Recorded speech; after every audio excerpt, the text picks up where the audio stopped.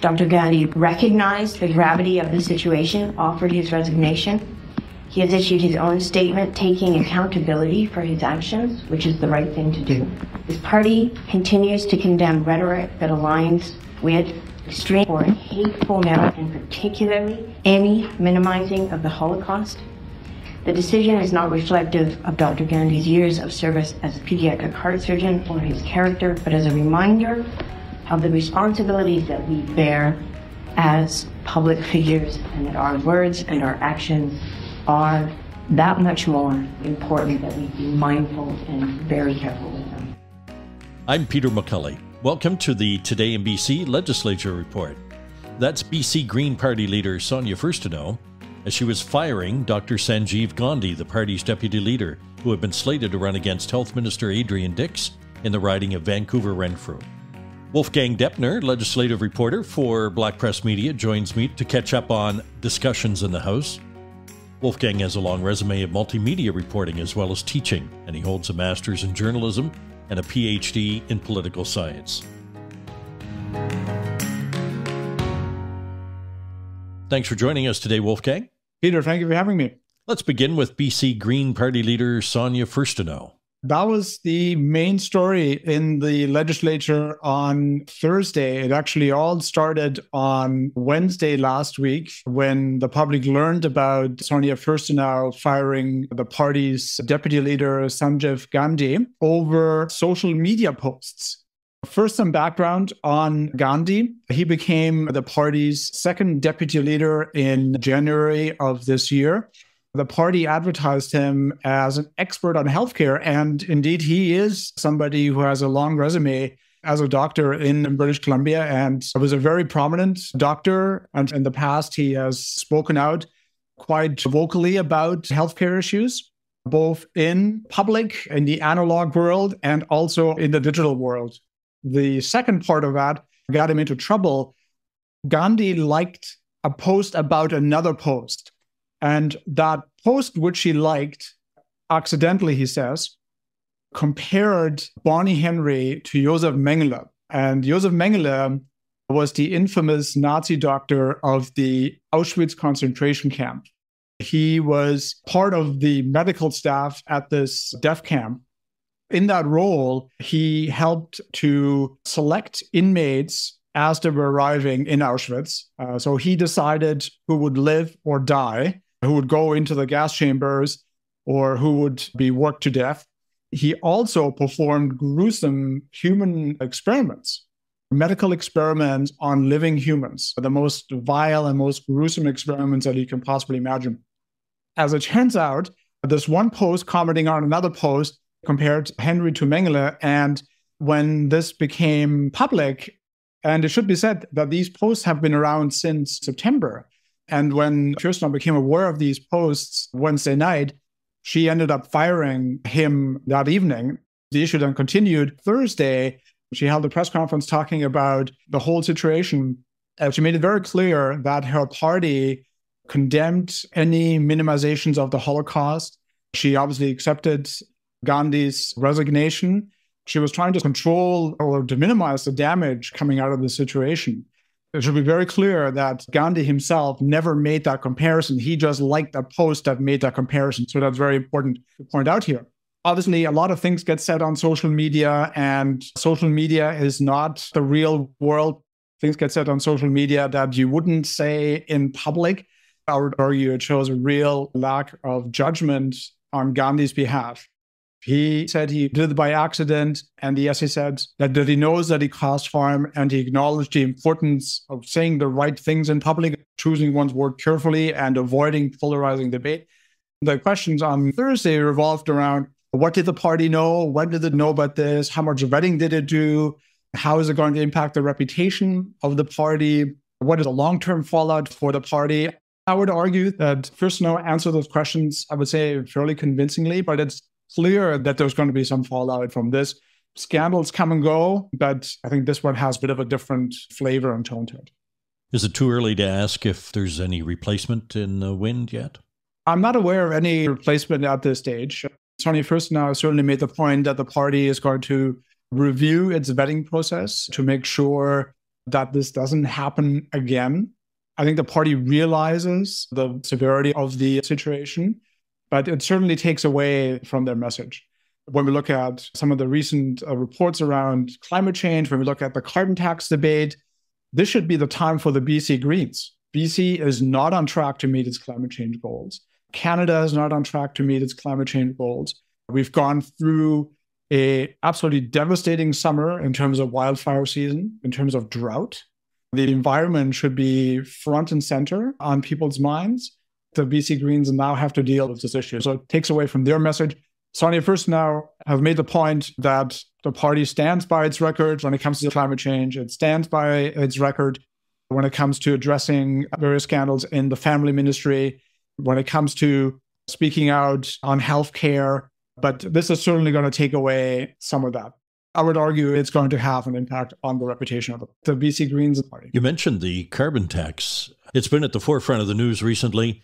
The federal government announced a 3-year break on federal carbon taxes for home heating oil and rebates for heating pumps, starting with Atlantic Canada. And it was hotly debated and tossed about in the BC legislature. Yeah, absolutely. Carbon tax, climate change has been, I would say, front and center for the last 2 weeks. Among housing, we'll talk about housing as well, but certainly carbon tax issues around who can afford to pay the carbon tax, along with housing, have been front and center in the House. Mr. Speaker, last week the federal government announced a break on carbon tax for home heating, a break that will apply to provinces back east but won't apply to BC families unless this Premier takes action. As a Premier, I can tell you I'd eliminate all home heating taxes immediately, giving British Columbians the relief they deserve from this NDP government's middle-class squeeze. Cold weather is here. Furnaces are being turned on right across this province. So why won't this Premier provide BC homeowners the same break the federal government is giving people back east and eliminate the carbon tax on all home heating fuels in BC today? Premier. Thank you. Honourable Chair, last week we saw what was clearly a rushed announcement from the federal government. It protects a particular type of heating. It doesn't protect people. And our commitment on this side of the House has been to take strong climate action while protecting people, providing, for example, carbon tax rebates. Still trying to figure out with the federal government where they're headed on this issue. I appreciate the member opposite now opposes the carbon tax. That's his position to flip and flop over. But for us, we're going to continue supporting people and take action on climate. That's what British Columbians expect.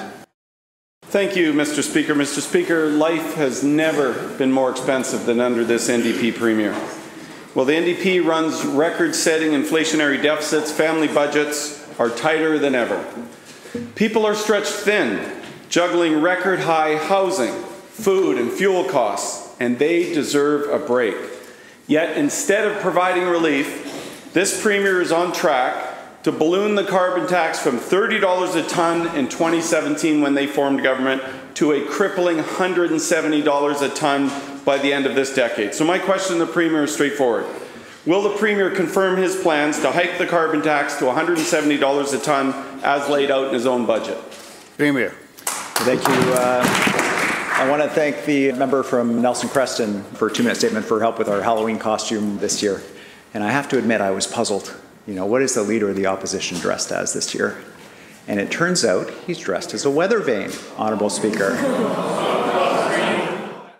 It's hard to imagine that the same member who rolled out his announcement this morning, rolling back the carbon tax, is the same person that said, quote, "I am actually very proud of the leadership role we've taken in the carbon tax.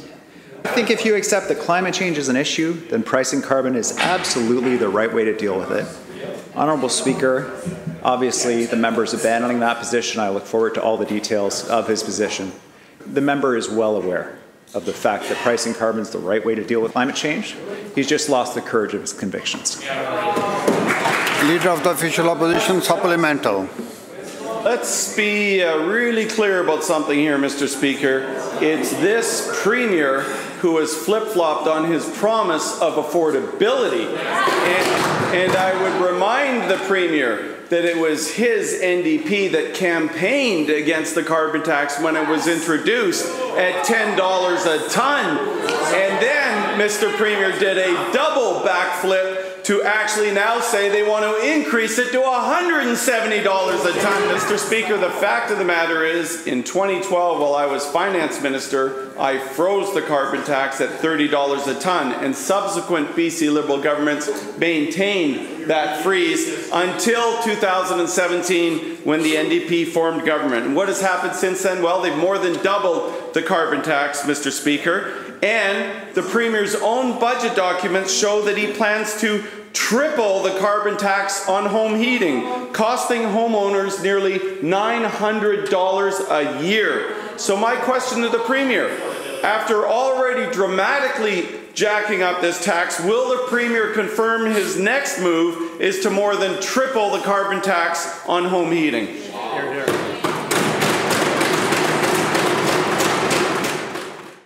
Thank you, Honourable Speaker. The oil and gas industry must just be loving these debates, since none of us are talking about their record-breaking profits and the damage that they're doing to the climate.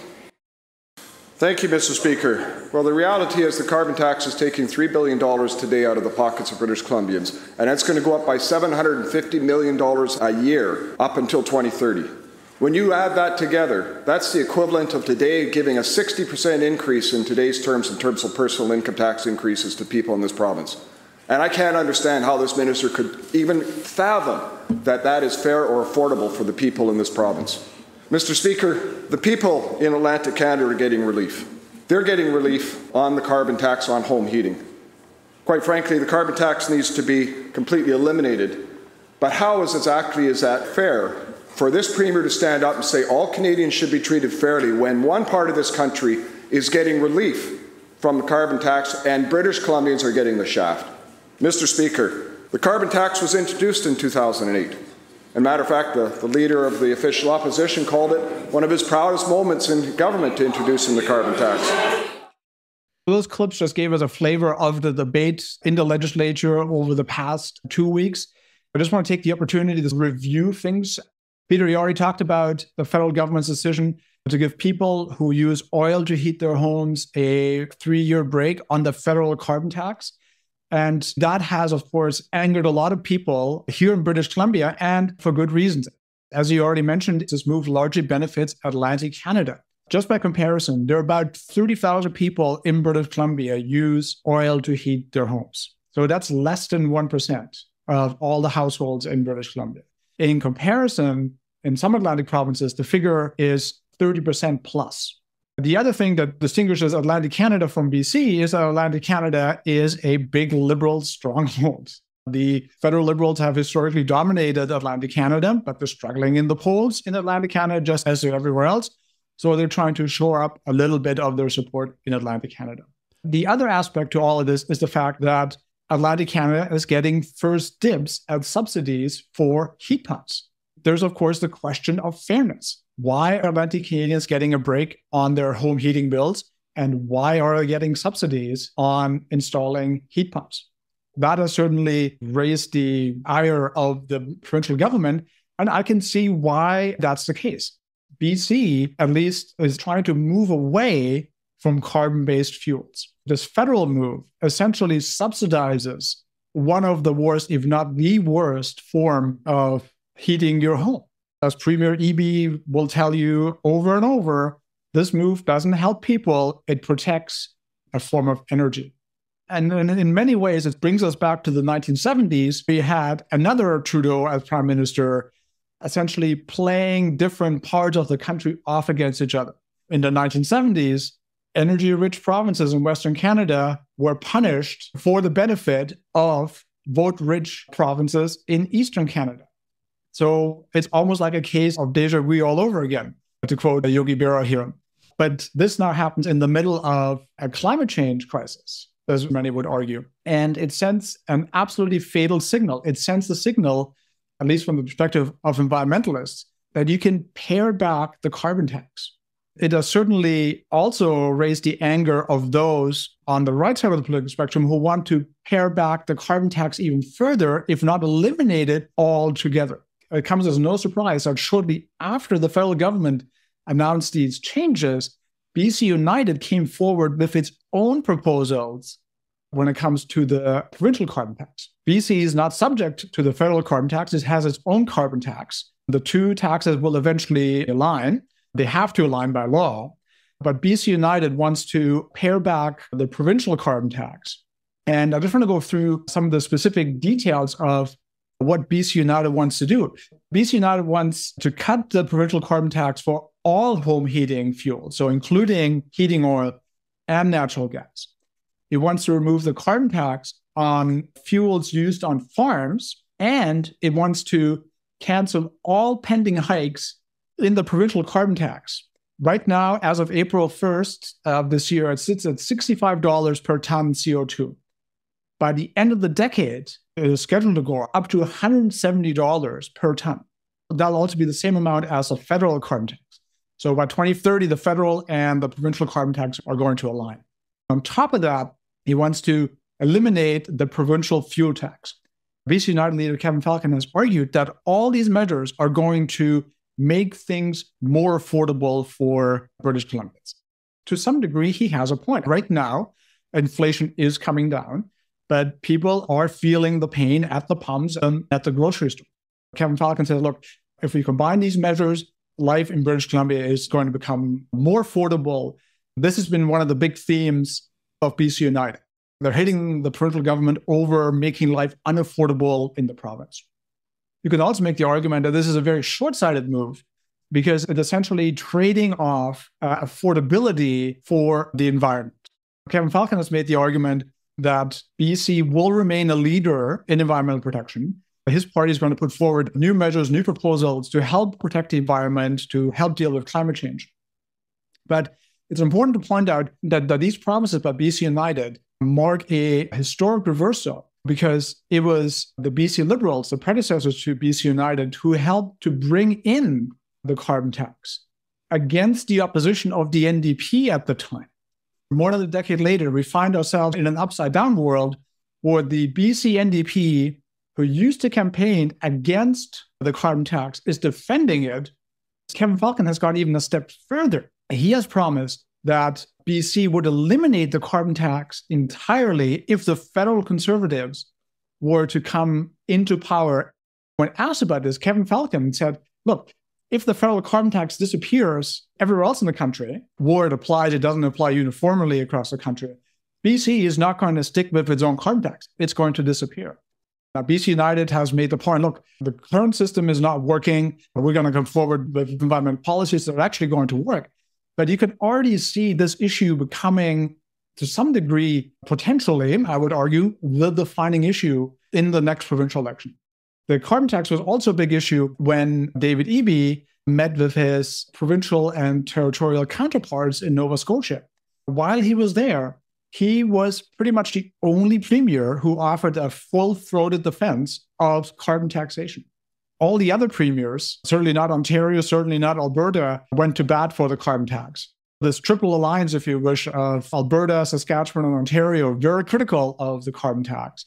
Atlantic Canada was, of course, also to some degree critical of the carbon tax by accepting these benefits that are coming their way. Wolfgang, does that leave only British Columbia supporting the carbon tax in Canada? Yes, absolutely. BC remains the most ardent defender of carbon taxation in Canada. Other provinces, not called Saskatchewan, Alberta, and Ontario, will say that they also support efforts to fight climate change, but that they need the support, that they need the carbon tax to come down for certain forms of energy. The carbon tax obviously is a big part of the environmental platform of the provincial government.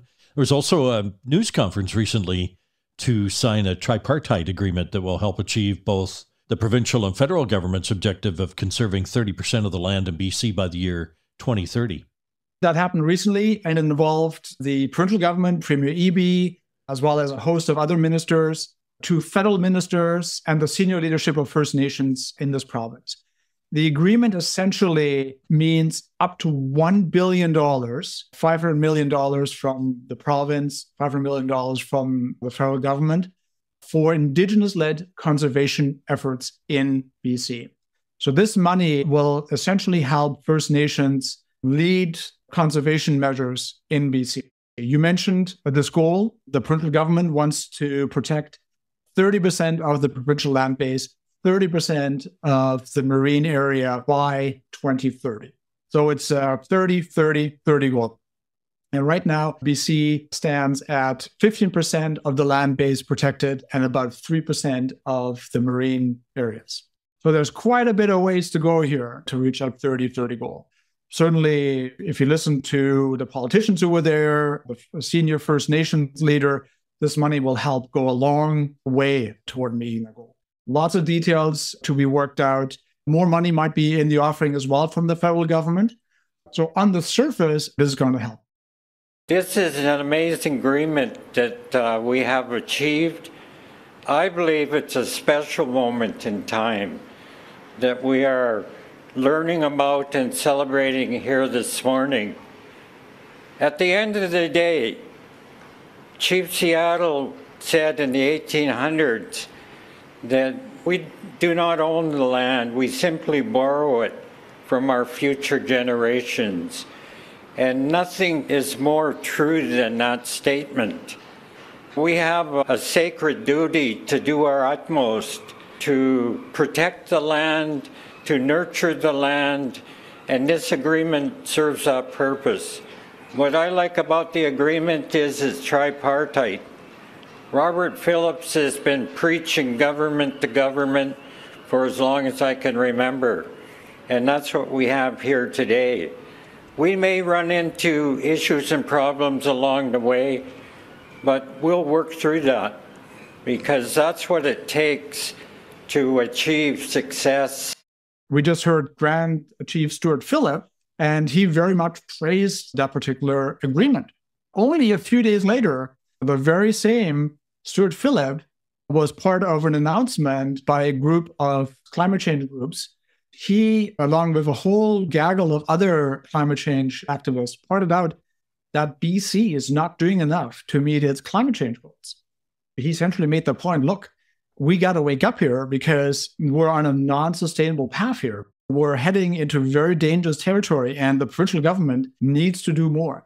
Basically, this group of climate change activists looked at where things stand when it comes to dealing with climate change in British Columbia. I looked at 10 areas and gave BC a failing grade in 3 of them and only minor progress in the other 7.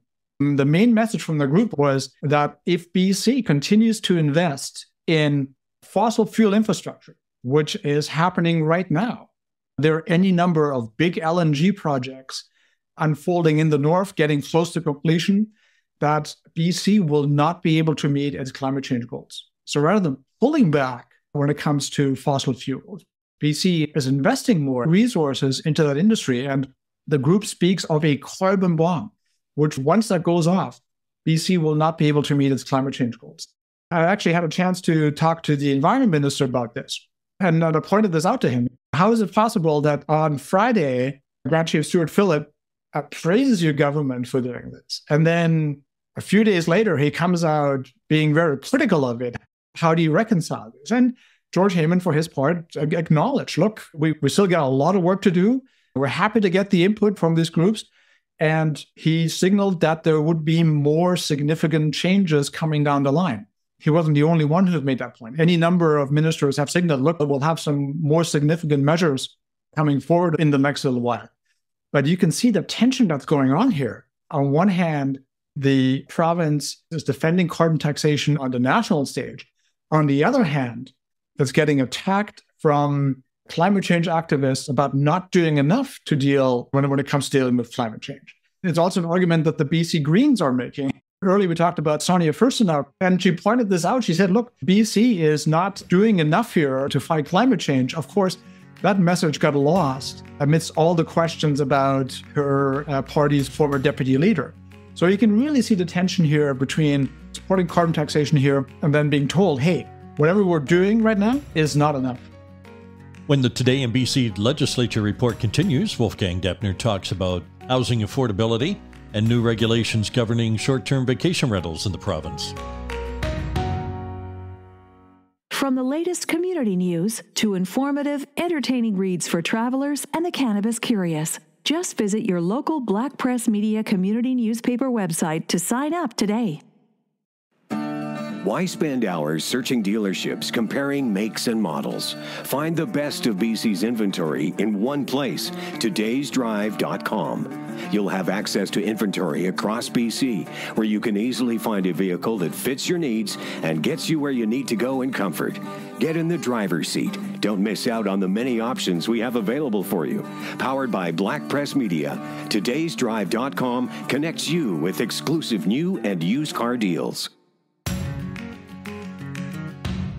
I'm Peter McCully. Welcome back to the Today in BC Legislature Report with Wolfgang Depner. Wolfgang, the provincial government brought in some new regulations governing short-term vacation rentals. They say the changes will put more housing into the availability pool, the rental pool. And there's a number of resort municipalities in the province, 14, I believe. And in Parksville on Vancouver Island, the local city council was pretty quick to write to the Premier asking to be exempt from that legislation.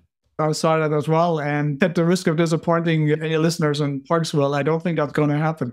I don't have any inside knowledge, but the provincial government is very committed to pushing this through. In fact, as far as I know, the legislation has gone through. So this is happening here. The short-term rental legislation, however, is not the most significant piece of legislation around housing that is currently on the books.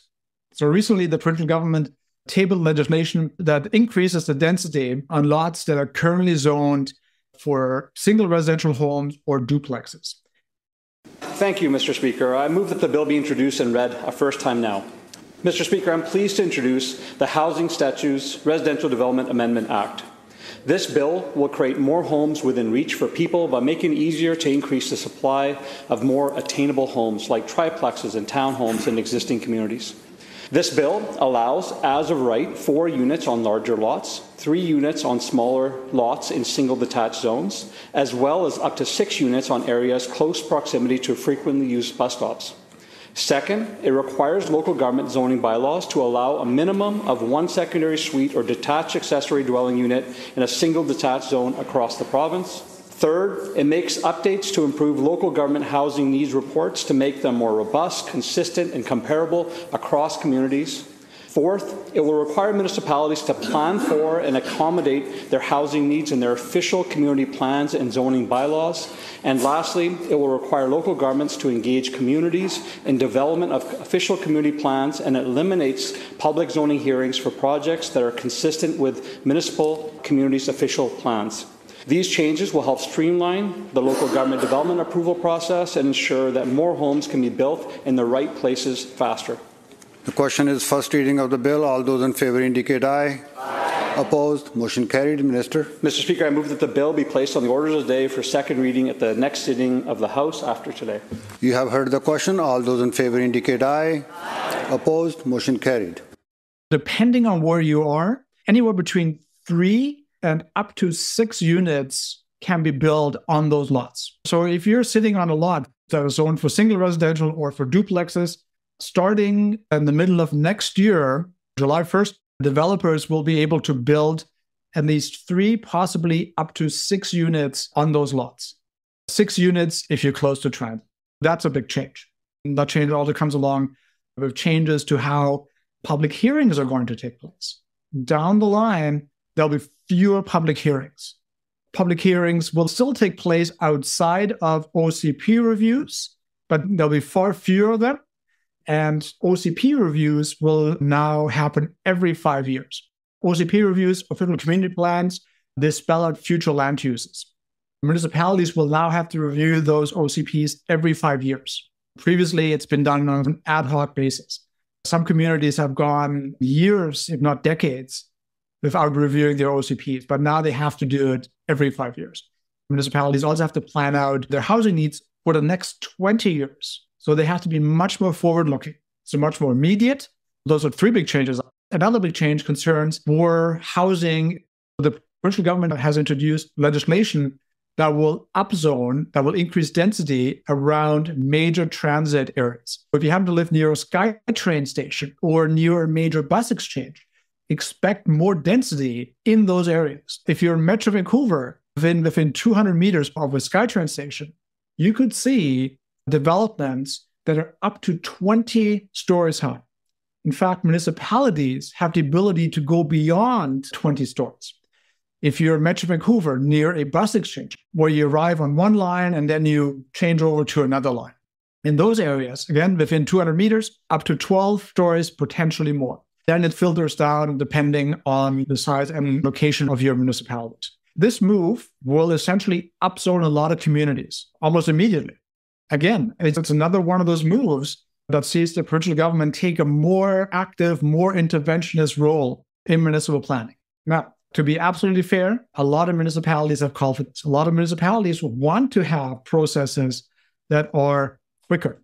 They want to have density. They want to have housing. And in many ways, the provincial government is responding to those needs.